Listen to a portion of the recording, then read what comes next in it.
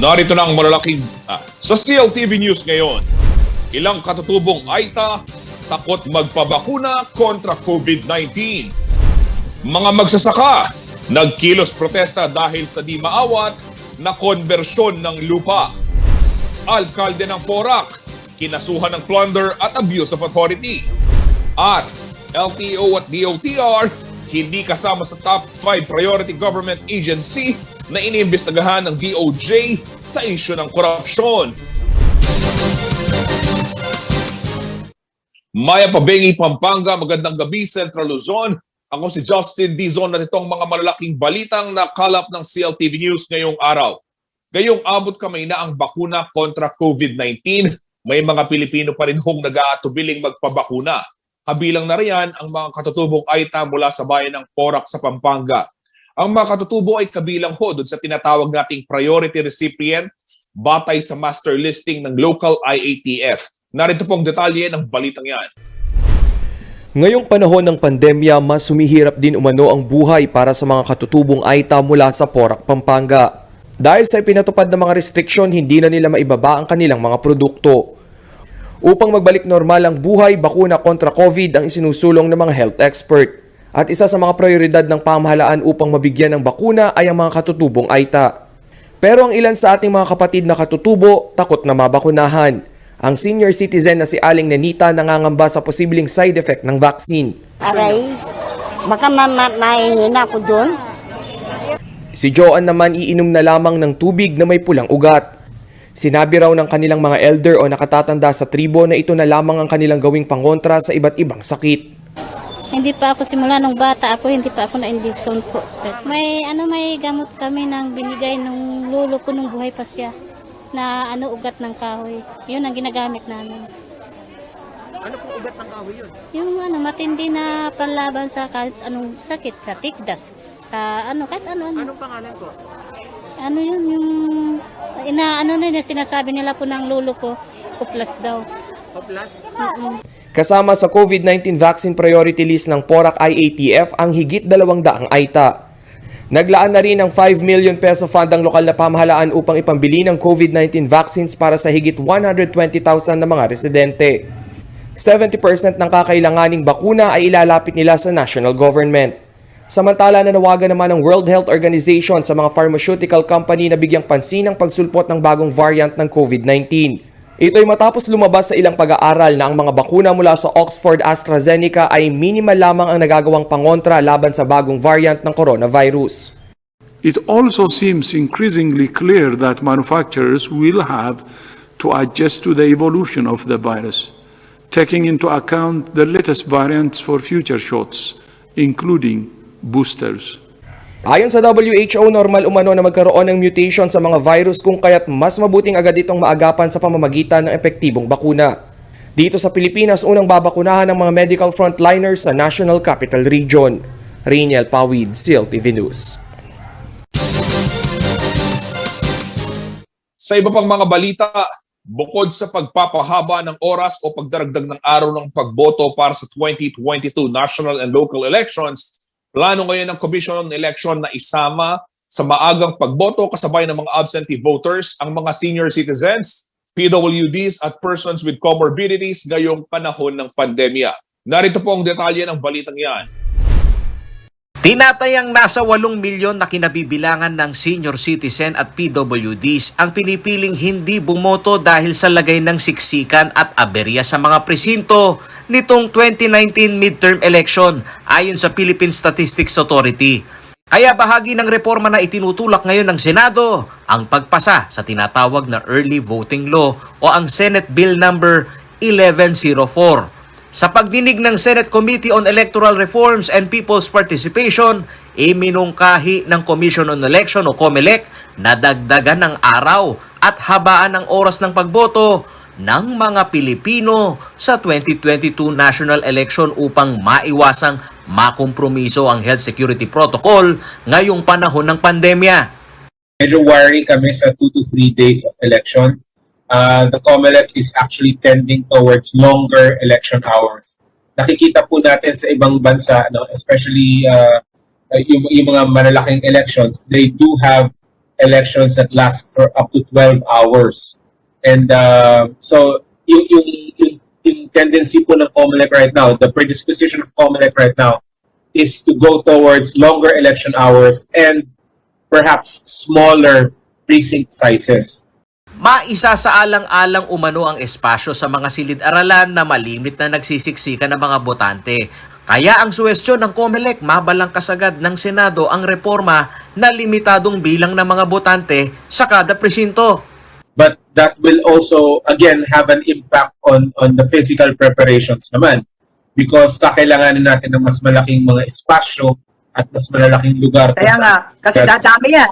Yes po, ma'am. And syempre, dadami rin ang ating personnel So you need requirements. more. Bukod sa mga senior citizen at PWDs, kasama rin sa iminumungkahi sa pagbalangkas ng reforma sa early voting law ay ang mga persons with comorbidities. Naitanong din kung handa ang election body para sa mga alternatibong paraan ng pagboto, gaya ng mail voting. Sagot ng COMELEC. Ma'am, yung mail voting kasi, while we're willing to explore that possibility, the fact is, for mail voting to work, we need really the postal service. Not so much. Yes. COMELEC will take charge of the mail once it has been received by us. Pero yung process of getting it to us is something out of our control. So, Pabor naman ang mga senior citizen dito sa Central Luzon sa panukalang mas maagang pagboto.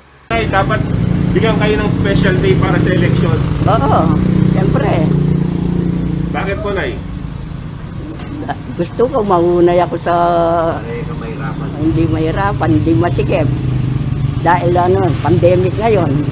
Dapat po ba na meron tayong special day yung mga senior citizen? Oo, para hindi kami mahirapan, mga PWD, tsaka senior. Kaya sa tingin mo, kailangan ng special day para sa election sa mga senior citizen? Opo. Bakit po? Kasi lalo na ngayon, pandemya, senior na sila, dapat talaga ng special day para sa kanila.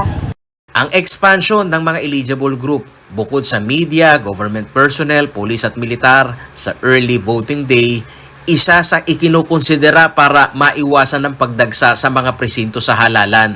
Sinertipikahan ng urgent ng Senado ang usaping ito, lalo na't maaring makompromiso hindi lamang health security protocol, kundi ang makatotohanang bilang ng mga Pilipinong nais mamili ng bagong mamumuno ng lider sa bansa. Paulo G. Santos, CLTV News. Kinalampag ng nasa 50 magsasaka ang Department of Agrarian Reform Central Luzon para sa agarang pamamahagi ng higit 80 ektaryang lupa sa lalawigan ng Bataan. Hiling ng mga magsasaka ang totoong reforma sa agricultural sector ng bansa. Si Rainiel Pawid po ang may detalye ng balitang yan. Nagsagawa ng kilos protesta ang nasa 50 magsasaka sa harap mismo ng Department of Agrarian Reform Central Luzon. Kanilang idudulog sa tanggapan ng maayos na pamamahagi sa 81 hectares na lupa sa barangay Imelda sa Samal, Bataan.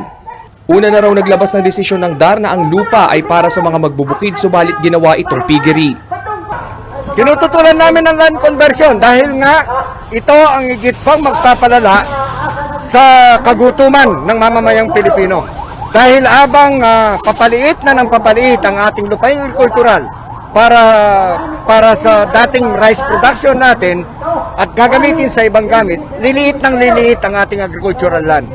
Lugi ng araw ang mga magsasaka ay wala pang maayos at disenteng lupang sakahan. Pumatong pa raw ang problema sa pagtangkilik ng gobyerno sa importasyon ng mga agricultural product. Dahil ang rice tarification law, ang siyang lalong todong nagpahirap sa aming mga magsasaka. Bunga ng patuloy na pagbagsak ng presyo ng aming mga produktong agrikultural, katulad ng mga palay at iba pa, dahil nga sa todo-todong pagpasok o 100% pagpasok ng mga imported rice. Kaya naman nagpaabot na rin sila ng sulat sa DAR upang humingi ng isang dialogo para maayos ang problema sa lupa. Hinihintay din ng mga magsasaka ang investigasyong bubuksan ng Senado patungkol sa epekto ng rice tarification law sa mga magsasaka. Base sa tala ng Philippine Statistics Authority noong 2002, mayroon na lamang 341,000 farms ang Central Luzon. Katumbas ito ng 552,000 hectares. Mas mababa ito ng 2.7% kumpara sa 350,000 farms ng rehiyon noong 1991. Ang Nueva Ecija na tinaguriang rice granary ng bansa lumiit na rin ang sukat ng agricultural land. Ang 223,853 hectares noong 1991 nasa 196,000 hectares na lamang noong 2002. Marimang pinagbabawal sa Republic Act 9700 o Comprehensive Agrarian Reform Program Extension ang conversion ng mga irrigated at irrigatable farmland, kapansin-pansin naman ang nagsulputang subdivision at ilang establishmento sa rehiyon. Rainiel Pawid, CLTV News. Sa pagbabalik ng CLTV News, alkalde ng Porac, Pampanga kinasuhan ng plunder at abuse of authority. At LTO at DOTR hindi kasama sa top 5 priority government agency na iniimbestigahan ng DOJ sa isyu ng korupsyon. Manatiling nakatutok para sa mga iba pang nangungunang balita ngayong araw na ito.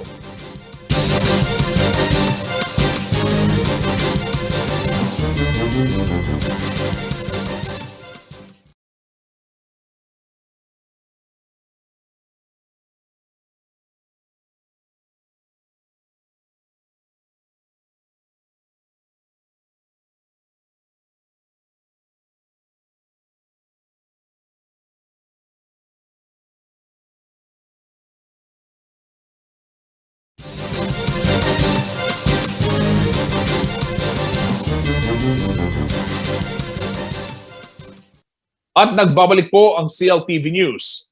Wala sa top 5 priority na imbestigahan ng Mega Task Force Against Corruption ng Department of Justice ang Land Transportation Office o LTO. Ito ay sa kabila ng magkakasunod na investigasyon ng Kongreso sa mainit na usapin sa backlog ng plaka, stickers at yung pong kontrobersyal na pagsasapribado ng roadworthiness inspection. Narito po ang detalye ng balitang yan. Sa nalalabing panahon ni Pangulong Rodrigo Duterte sa Malacanang, nitong Oktubre ng taong 2020 kasama sa kanyang public address ay ang ibinida na Mega Task Force Against Corruption daw. This is my a memorandum from me, the President, to Secretary Bernardo I. Guevara, Department of Justice. The subject is investigate of allegations of corruption in the entire government. Sa atas ng Pangulo sa DOJ o Department of Justice, iimbestigahan umano ang mga ahensyang pasok sa top 5 government agencies na sangkot sa korupsyon. Pero wala dito ang Land Transportation Office o LTO na ngayon nasa hot seat ng mga mambabatas. Iyon ay dahil sa issue ng malaking backlog ng plaka at ang kontrobersyal na pagsasapribado sa mga private motor vehicle inspection center na nagpataw ng mataas na inspection fees. At ang nangyayari, kinukuha yung pera nila pero walang proteksyon ang taong bayan. Mas malaki ito ngayon lumalabas. Lumalabas na ang tunay na nangyayari dyan sa LTO. Sa magkasunod na investigasyon ng Kamara at Senado sa isyung ito, ang unang naging hakbang ng administrasyon ay babaan lamang ang fees at hindi gawing mandatory ang inspeksyon ng mga PNBIC. Malaki rin ang backlog ng plaka ng mga sasakyan at motorsiklo, partikular na ang doble plaka na anti-criminality campaign kontra sa mga riding in tandem. Aminado naman dito ang LTO na hindi ito nagiging madali para sa kanila. Medyo matagal po ang naging procedure para to arrive at the recommended at natinanggap naman na size ng plaka. Bagamat ang ginagawa lang po ng LTO ngayon ay yung plaka muna sa harap.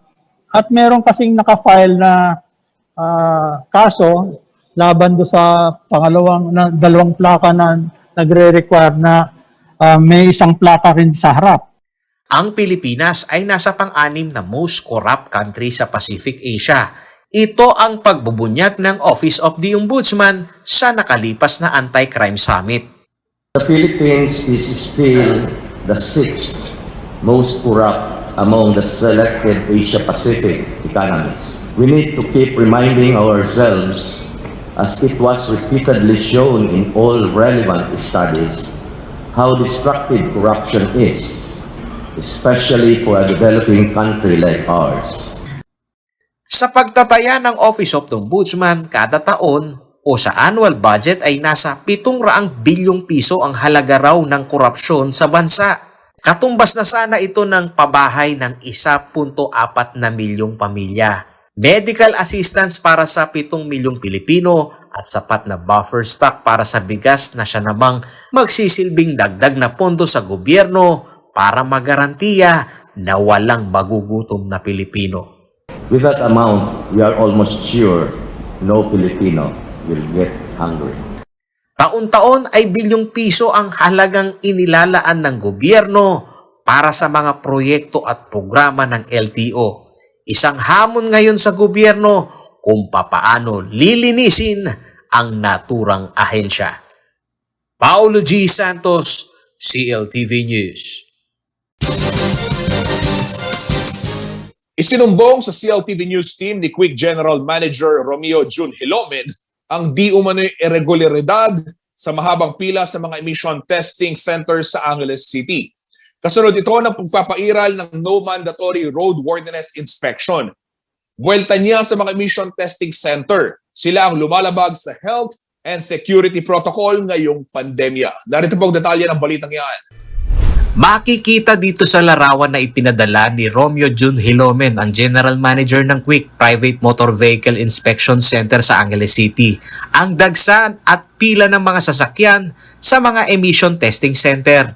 Nangyari raw ito sa pagitan ng alas 9 hanggang alas 11 ng umaga ngayong February 15, kasunod ng implementasyon na no mandatory for roadworthiness test ng Pangulong Rodrigo Duterte nitong February 12. Tanghali na nang makarating ang news team sa bisinidad ng Barangay Santo Domingo sa MacArthur Highway. Hindi kalayuan sa LTO District, makikita ang pagdagsa ng mga motoristang nagpaparehistro at sumasailalim sa emission testing. Habang kapuna-puna ang matamlay na transaksyon sa Quick PNBIC, sinubukan naming kunan ng impormasyon si Quick GM Hilomen para sa detalye ng kanyang reklamo. Ngunit tumanggi muna itong magbigay ng pahayag habang nangangalap pa umano siya ng impormasyon. Sa panig ng Vehicle Inspection Center Operators Association of the Philippines, ang pagbawi ng administrasyon na hindi gawing mandatory ang roadworthiness test ay totoong makakaapekto sa kanilang operasyon. Ayon kay VICOA President Inigo Larrazabal, higit pa rin umano ang kanilang serbisyo kaysa sa mga PETC na usok lang ang sinusuri. Sa halagang pareho lang ng emission testing at wala namang kaming retest na po hindi naman kami kung babagsak po kayo, hindi naman kami sisingil ulit So, sulit na po siguro sa halagang pareho lang din kami ng oras ng testing, makikita nyo na kung nasa kondisyon ba yung sasakyan nyo. Naging emosyonal din si Larrazabal dahil malaking talo umano para sa kanilang mga investor ang bagong alituntunin. Tayo lahat apektado. So, just like everybody else, alam naman po to alam to ng mga Pangulo at ng mga senador natin at maintindihan naman nila na naglabas po kami ng pera at ang laki po ng talo namin sa programa ng gobyerno po. So, maintindihan po namin yun pero alam po namin na siguro naman pagbibigyan kami sa tamang panahon po. Hindi ko pa masabi kung gaano katagal yun. Honestly, hindi naman talaga namin masasabi. Hamon naman ng presidente ng PETC o ng Clean Air Movement of the Philippines Incorporated o CAMPI na si Dr. Hilario Larry Pitpit, mas maigi kung makiisa ang mga miyembro ng VICOA sa isinasagawang investigasyon ng Senado. Para sa amin, sana makipag-cooperate ngayon yung mga investors ng PMBIC. Total magkakaroon na ng investigasyon sa Senado, sa Kongreso. Sabihin nila lahat kung paano ba talaga ito nagsimula. Anong nangyari. At para bang nabiktima sila na meron silang pinasok na isang bagay na ito, negosyo na napakalaki ng ipinuhunan nila. Pero hindi, parang nakikita natin lahat ngayon, walang due diligence Sa hanay ng PETC ayon kay Dr. Larry Pitpit, gaano man kabuti ang layunin sa modernisasyon sa roadworthiness testing kung wala sa katwiran at minadali ito para sa kanila, hindi ito magtatagumpay. Ang mga sinasabi ninyo, sakuna sa lansangan, pero hindi lang yan roadworthiness ang makakapagpababa talaga na sakuna sa lansangan. Pati po disiplina ng mga drivers natin. Wag naman po sa ganitong panahon sana i-implementa ninyo yung ganyan. Ipagduduldulan ninyo sa tao. Dapat yan gobyerno ang gumagawa. Maawa kayo sa mga tao. Paolo G. Santos, CLTV News. Abangan sa aming pagbabalik. Alkalde ng Porac, Pampanga, kinasuhan ng plunder at abuse of authority. Manatiling nakatutok sa CLTV News.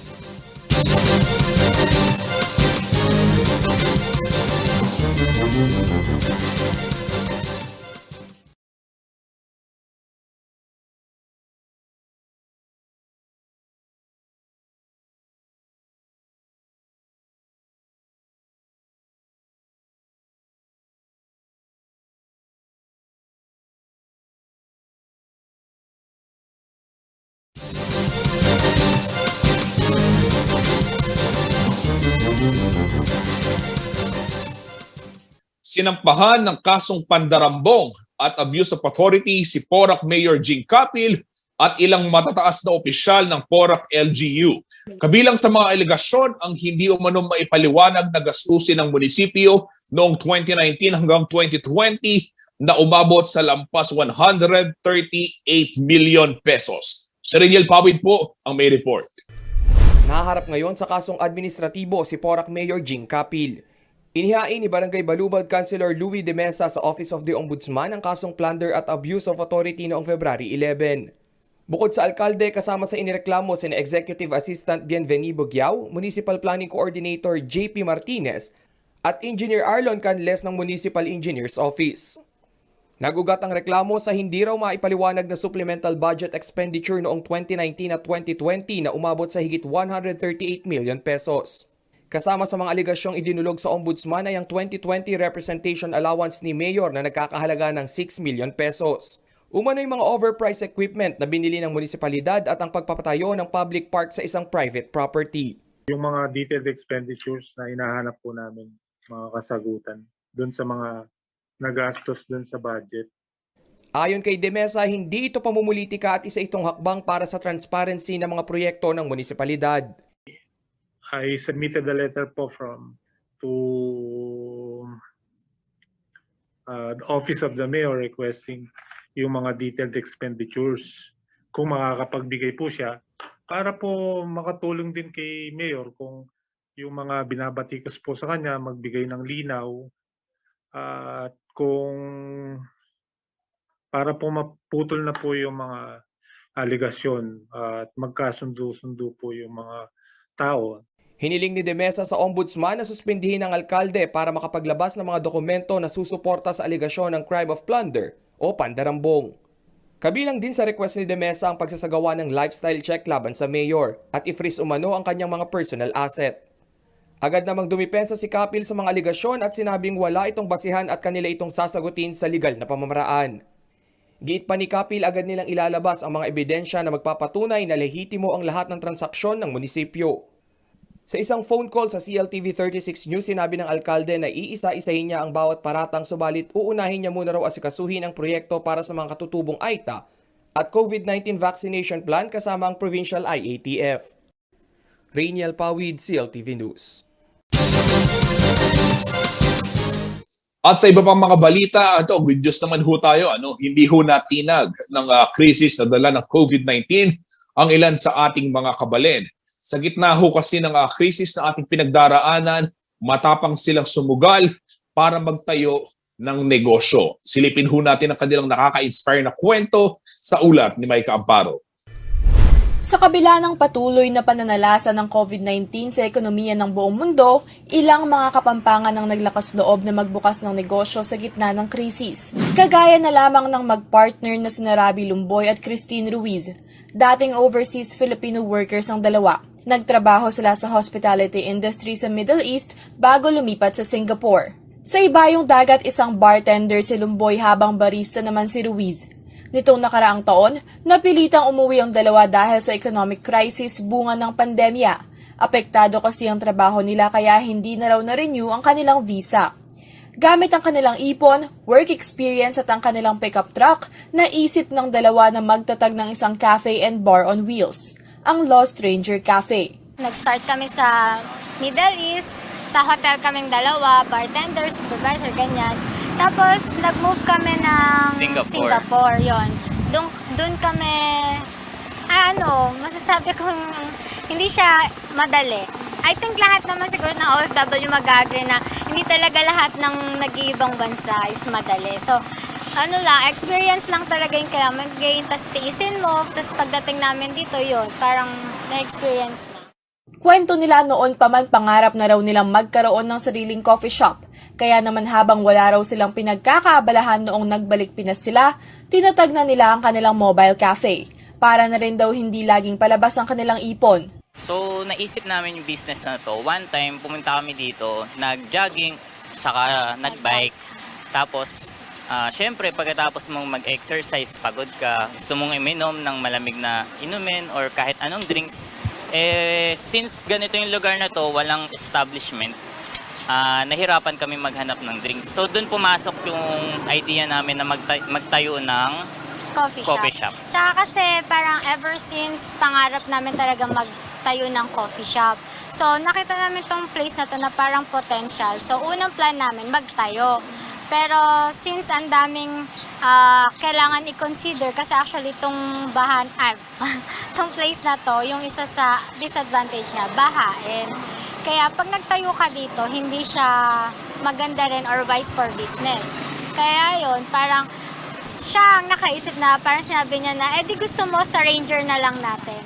Dahil sa kakaibang konsepto ng coffee shop na ito na nagbukas nito lamang Enero, dinayo na ito hindi lamang ng mga coffee enthusiast, kundi maging mga nature lover. Tanaw kasi mula sa mobile cafe na ito sa Candaba ang Mount Arayat at napaliligiran ng coffee shop ng Bukirin. Ngayong Enero lang din nagbukas ng kanilang showroom ang gardener na sina Mary Ann Biliwang at Nika Nagit. Noon pa man daw ay hilig na ng dalawa ang pagtatanim ng halaman. 2016 na magsimula si Biliwang na magbenta ng halaman online. Pero dahil sa pagdami ng mga plant lovers mula nang magkaroon ng community quarantine nitong March 2020, naisipan niyang palakasin pa ang kanyang negosyo.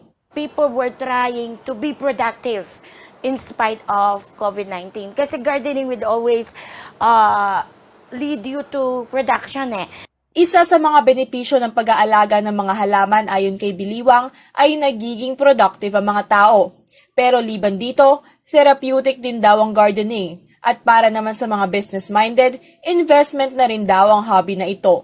It's very, very therapeutic. Actually, as a psychotherapist, I could say that it is one of the best therapy that a person could actually get involved. They are really investment. Tapos, halimbawa, bibili mo yung isang plant tulad nito. Bina natin 10,000 to. So, pag itong halaman na to, napatrail ko, tapos kinat ko, naparami ko, lalago din yung 10,000 ko. Yun yung maganda sa plant. Alamin ang kwento sa likod ng Lost Ranger Cafe at MW Garden Shop sa BizLabs. Tumutok sa Business Unusual with Sonia P. Soto ngayong darating na Miyerkules alas 8 ng gabi. Maaari ring mapanood ang programa sa CLTV official Facebook accounts.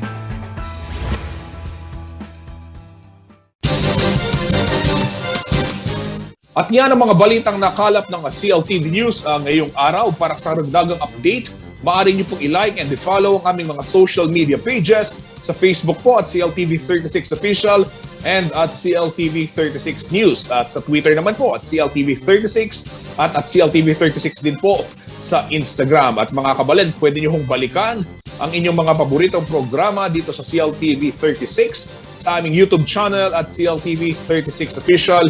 At of course, ang ating website po, www.cltv36.tv. Sa ngalan po ng buong pwersa ng CLTV News and Current Affairs, ako po si Justin Dizon at ito ang CLTV News. Magandang gabi po.